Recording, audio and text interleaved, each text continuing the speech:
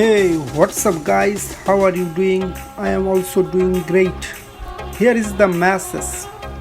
Life consists of 2 days, one for you and one against you.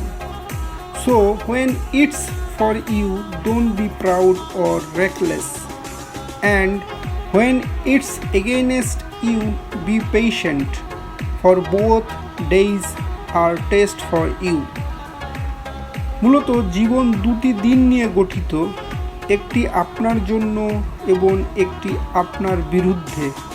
অতএব যখন আপনার জন্য এটা উপযুক্ত তখন গর্বিত বা বেপরোয়া হবেন না, এবং যখন আপনার বিরুদ্ধে হবে তখন ধৈর্য ধরুন, কারণ উভয় দিনই আপনার জন্য পরীক্ষা।